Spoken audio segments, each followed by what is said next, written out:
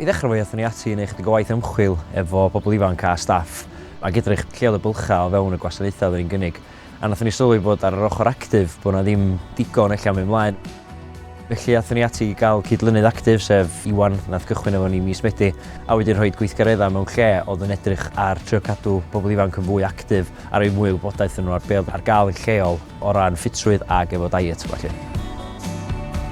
Mae Gogledd Cymru Actif wedi helpu ni ariannu'r swydd yma. Maen nhw wedi galluogi ni i wneud partneriaeth efo'r urdd. Da ni wedi bod yn cael diwrnodau yn Glan Llyn, lle da ni wedi cael gwneud traethyddiaeth, canwyo, caiacio, paddleboardio, high ropes, so mae'n rhoi cyfle i bobl ifanc lle dyn nhw wedi cael y blaen. Da ni hefyd yn gweithio yn agos efo Byw yn Iach, lle da ni'n rhedeg sesiynau gym. Fatha person ifanc, mae bethau ma'n dreid i wneud, so ti'n rili cael opportunity i wneud. Ond fel mae'r rôl GISDA mae Iwan yn wneud, mae dyna mwy o chance i fi cael wneud yr sport hwyl a cadw'n iach yn ffordd hwyl.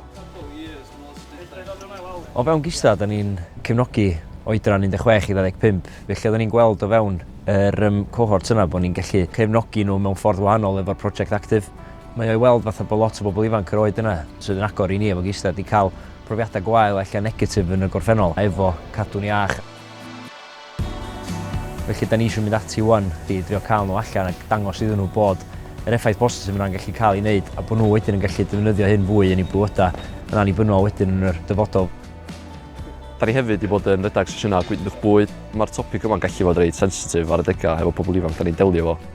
Ond da ni'n trio hybu fo ac trio roed yr push iddyn nhw sydd i fyw fywyd iachach.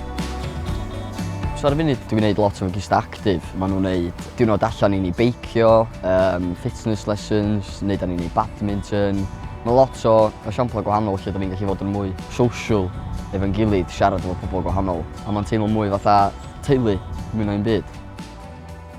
Mae fod allan hefyd yn eich di gofio faint o prydferth ydy lle da ni'n byw a faint o lwcus ydyn ni gael y dyddiau yma allan efo GISDA a faint o bwysig ydy o i ni fatha bobl ifanc i cofio bod da ni yn gwerth rhywbeth a bod fedra ni gwella rhywbeth yn bywyd.